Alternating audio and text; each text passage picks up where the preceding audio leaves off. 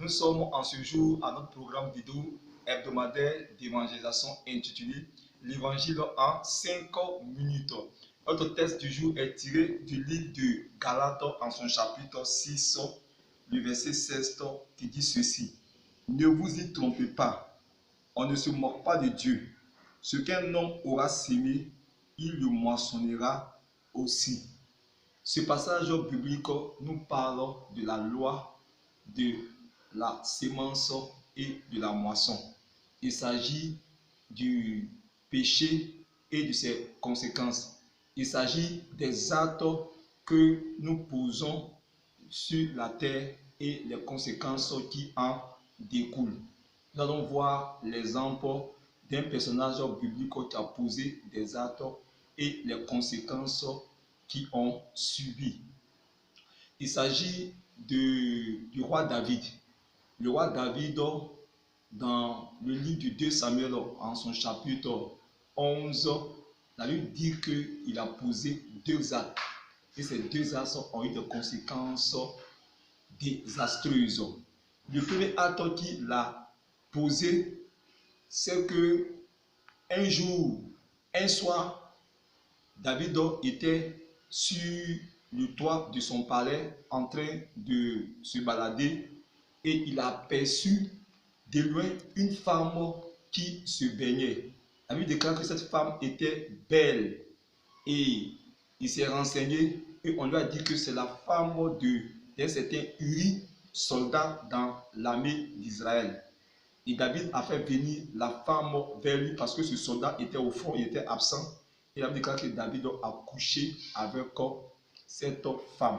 Il venait ainsi de commettre l'adultère avec la femme de l'un de ses officiers du nom de Uri.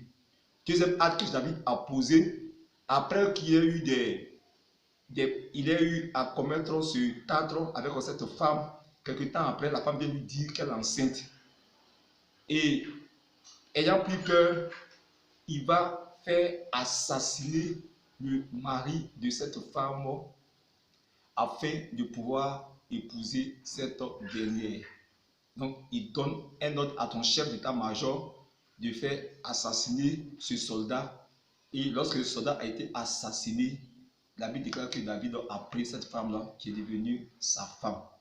Les 2 actes que David a posés a déplu à Dieu. Dieu n'était pas content. Et voyons les différentes conséquences qui ont suivi ces 2 actes. Première conséquence, David avait une fille du nom de Tamar et aussi un fils du nom de Absalom. La Bible déclare que Absalom et Tamar étaient des frères du même père et de même mère. Mais Amnon, qui était aussi un fils de David, est tombé amoureux de sa sœur Tamar. Et un jour, il va déshonorer sa sœur en la violant. Première conséquence, son fils Amnon couche avec sa fille, avec sa sœur, il la déshonore. Deuxième conséquence, Absalom, qui est le frère de Tamar, décide de se venger. Quelque temps après, il va assassiner son frère Amnon. Meurtre. Deuxième conséquence. Troisième conséquence, Absalom va se rebeller contre son père. Il va chasser son père David du palais royal et de la ville de Jérusalem. Il va s'emparer du palais. La Bible déclare que son père avait laissé 10 concubines lorsqu'il partait. Il va prendre ces 10 concubines et sur le toit du palais royal, il va dresser une tente et il va coucher une à une avec les concubines de son père aux yeux de tout Israël. Troisième conséquence. Quatrième conséquence, Absalom, le fils de David, sera à son tour tué, exécuté au cours d'une bataille par Joab, le chef d'état-major de l'armée d'Israël. Donc, voici les différentes conséquences qu'a subi David. La Bible dit que le salaire, et la Bible dit que ce qu'un homme aura sémé, il le moissonnera aussi. David a moissonné ce qu'il a sémé. Toi qui m'écoutes, si tu sèmes le péché, tu vas moissonner la mort, car la Bible déclare que le salaire du péché, c'est la mort. Mais si tu acceptes Jésus-Christ dans ton cœur comme ton Seigneur et ton Sauveur personnel, tu vas mentionner la vie éternelle. Si tu veux mentionner la vie éternelle, tu vas répéter cette prière après moi. Seigneur Jésus, je crois en toi. Je crois que tu es le Fils du Dieu vivant. Je t'accepte en ce jour comme mon Seigneur et mon Sauveur personnel.